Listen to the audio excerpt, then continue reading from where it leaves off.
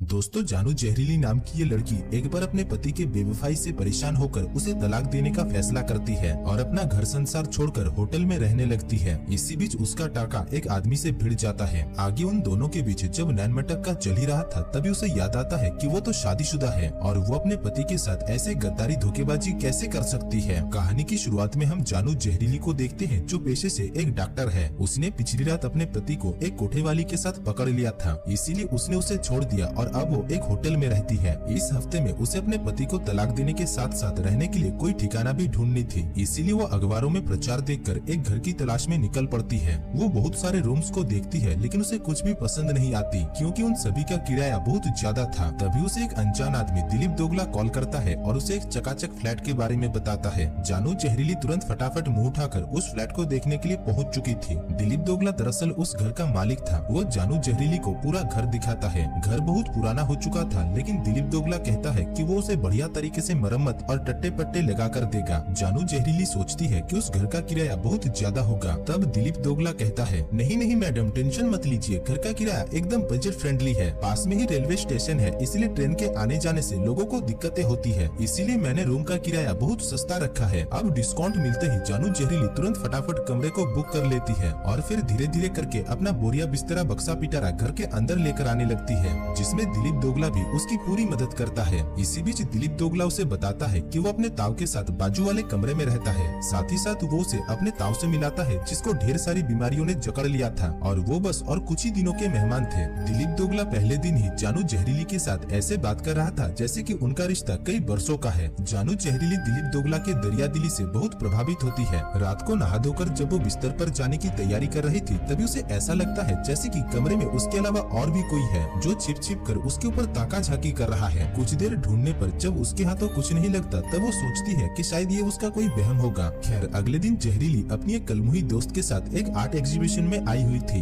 वही दिलीप दोगला भी उसे सूंघते सूंघते उस आर्ट एग्जीबिशन में आ चुका था, जिस वजह से उन दोनों के बीच यहाँ पर मुलाकात होती है। इधर जहरीली की कलमुही दोस्त दिलीप दोगले को देखकर पानी पानी हो चुकी थी। इसी बीच दिलीप दोगला जब टट्टी करने के लिए संडास की तरफ जाता है, तभी कलमुही दोस्त जहरीली से कहती है कि ये लड़का बड़ा कड़क है और जहरीली को अब इसके ऊपर डोरे डालना चाहिए ताकि वो अपना अकेलापन दूर कर पाए। जानू जहरीली भी कुछ देर तक इसके बारे में सोच विचार करती है और फिर दिलीप दोगले के आते ही वो उसे उसके घर तक छोड़ने के लिए कहती है। आगे वो दोनों पैदल ही अपने घर की तरफ रवाना देते हैं, जहाँ पर रास्ते में कॉफी चूसते चूसते वो दोनों एक दूसरे के साथ खूब बातें करते हैं। ऐसे करते करते वो दोनों काफी अच्छे दोस्त बन जाते हैं। वहीं पास में ही हम जानू जहरीले के पति को देखते हैं, जो अपनी बीवी को किसी पराई मर्द के साथ देखकर अंदर ही अंदर बहुत जल रहा था। खैर, जानू जहरीली दिलीप दोगले के साथ अपने फ्लैट के दरवाजे तक पहुंच चुकी थी। अंदर जाने से पहले वो दिलीप दोगले की पप्पी लेने की कोशिश करती है, तभी दिलीप दोगला अपना मुंह सरका लेता है और उसे पप्पी नहीं देता। शर्म के मारे जानू जहरीली कमरे के अंदर जाकर दरवाजे को बंद कर देती है। रात को वो फिर से नहा धोकर बिस्तर में जाने की तैयारी कर रही थी, तभी उसे आज फिर से किसी के होने की आवाजें आती है, पर ढूंढने पर उसे कोई नहीं मिलता।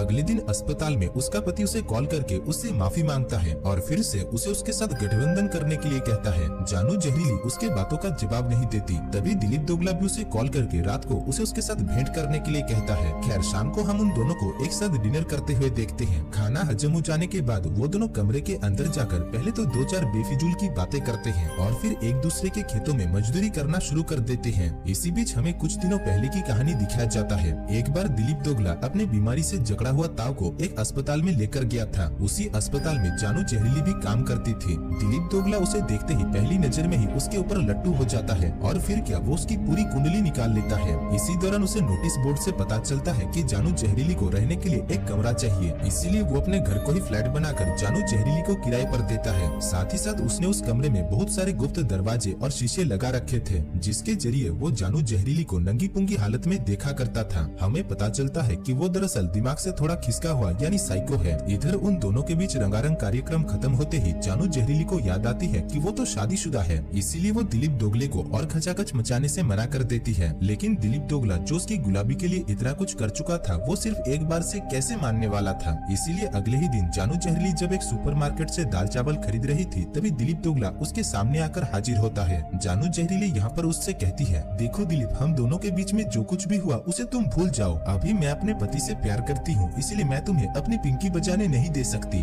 दिलीप दोगला यहाँ पर उसके सामने तो कुछ नहीं कहता, लेकिन अंदर ही अंदर उसकी फटी पड़ी थी। रात को जानू जहरीली जब बिस्तर पर अंगड़ाइयां ले रही थी, तभी दिलीप दोगला गुप्त दरवाजे से होते हुए उसके कमरे में दाखिल होता है और उसके बदन पर हाथ फिराते फिराते उसकी चुम्मी लेने की कोशिश करता है। इसी बीच अचानक जानू जहरीली की आंखें खुलते हुए देखकर दिलीप वहाँ से 9-11 होकर अपने गुप्त खोपचे में जाकर छुप जाता है। इधर जानू जहरीली को लग रही थी कि जरूर उसके कमरे में कोई है, इसीलिए वो तुरंत फटाफट किचन से एक चाकू लेकर पूरे घर की तलाशी लेने लगती है। ढूंढते ढूंढते वो उस कमरे के उस गुप्त कोने तक पहुंच चुकी थी जहां पर दिलीप दोगला छुपा हुआ था। वो उसे खोलने के लिए जा ही रही थी कि तभी उसके छूने से बहुत सारा सामान नीचे गिर जाता है। खैर अगली सुबह जानू जहरीली दिलीप को उस गुप्त खोपचे के बारे में बताती है और उसे वो खोपचा ठीक करने के लिए कहकर वो खुद अपने काम में यानी अस्पताल की तरफ निकल लेती है। अब उसके जाते ही दिलीप दोगला सबसे पहले अपने उस गुप्त द्वार को अच्छे से सील कर देता है। फिर वो जानू जहरीली की बदबूदार ब्रश को अपने मुंह में डालकर उसे दाएं बाएं घुमाता है। वो कमरे के हर वो चीजें इस्तेमाल करता है जिस पर जानू जहरीली की खुशबू और बदबू लगी हुई थी। दूसरी तरफ अस्पताल में जानू जहरीली को उसका पति फिर से कॉल करके उसे उसके साथ टाका भिड़ाने के लिए कहता है। जानू जहरीली जो अपने पति से अभी भी अंधाधुंध प्यार करती थी, वो अपने पति को माफ करके रात को उसे अपने फ्लैट पर बुलाती है। अब पति के आने से पहले वो जब रसोड़े में हलवा पूड़ी बना रही थी, तभी हम दिलीप दोगले को देखते हैं जो चुप चुप कर उसे ताड़ रहा था। रसोड़े का काम खत्म करके जानू जहरीली संडास की तरफ निकलती है। इसी मौके का फायदा उठाकर दिलीप दोगला तब उसके कमरे में आ पहुँचता है। इधर तब तक कमरे में जानू जहरीली के पति भी आ चुके थे, इसीलिए दिलीप दोगला तुरंत वहाँ से खिसक कर अलमारी में जाकर छिप जाता है।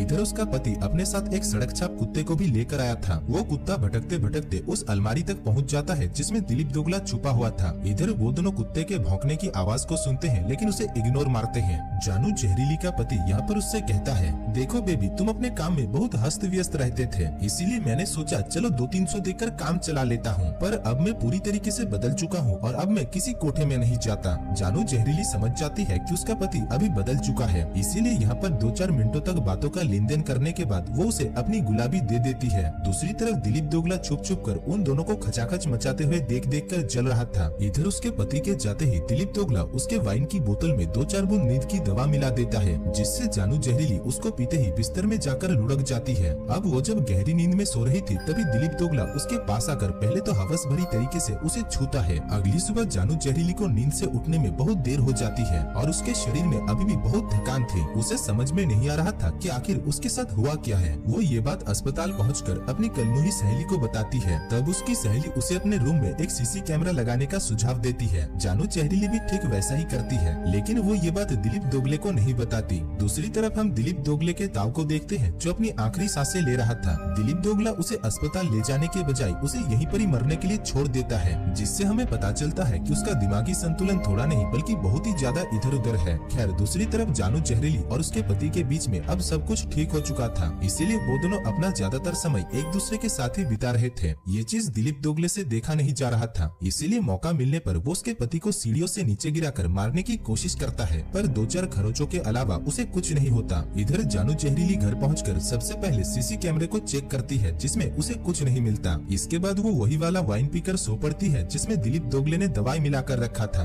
आधी रात को दिलीप दोगला फिर से जानू जहरीली के पास आकर फिर से उसकी पिंकी बजाता है। अगली सुबह जानू जहरीली को उठने में फिर से बहुत देर होता है। इसी बीच उसकी नजर फर्श पर पड़े हुए एक दवाई के ढक्कन पर जाता है। इससे वो समझ जाती है कि कोई जरूर उसे कोई दवाई दे रहा है। अस्पताल पहुंचकर सबसे पहले वो अपने ब्लड का सैंपल निकालकर उसकी जांच करती है, जिससे उसे पता चलता है कि सच में कोई उसे नींद की दवाई खिला रहा है। दूसरी तरफ दिलीप दोगला जानू जहरीली की बिस्तर में अपने बदन को रगड़ रहा था और उसे ही सोच रहा था। तभी कमरे में जानू जहरीले के पति भी आ पहुंचता है। दिलीप दोगला मौका मिलते ही उसे धर दबोचता है और उसे अपने गुप्त खोपचे में ले जाकर उसका काम भी तमाम कर देता है। इधर जानू जहरीली भागा भागा अपने घर पहुंचती है और सीसी कैमरे को चेक करने लगती है, जिससे उसे पता चलता है कि दिलीप दोगला हर रोज रात को उसके कमरे में आता है और फिर उसके साथ छीछी करता है। ये देखकर उसकी आंखें फटी की फटी रह जाती है। तभी कमरे में दिलीप दोगला भी आ पहुंचता है। जानू जहरीली उसके सामने ऐसे दिखाने की कोशिश करती है जैसे कि उसे कुछ पता ही नहीं है, लेकिन दिलीप दोगला समझ चुका था कि जानू जहरीली को सब कुछ पता चल चुका है, इसीलिए वो उसका टेंटुआ दबाने लगता है। तब जानू जहरीली किचन से एक छुरी निकालकर पहले तो उसे थोड़ा जख्मी करती है और फिर वो वहाँ से भागने लगती है। भागते भागते वो उस गुप्त कमरे में आ चुकी थी जहाँ से होकर दिलीप दोगला उसके कमरे में आता था। यहाँ पर वो अपने पति के लाश को देखकर डर से चीख पड़ती है। खैर इसके बाद उन दोनों के बीच 10 मिनटों की फाइट होती है, जहाँ जानू जहरीली उसे जान से मार डालती है। इसके बाद जानू जहरीली वहाँ से निकल पड़ती है। और दोस्तों इसी के साथ ही इस मूवी की कहानी भी समाप्त हो जाती है। धन्यवाद।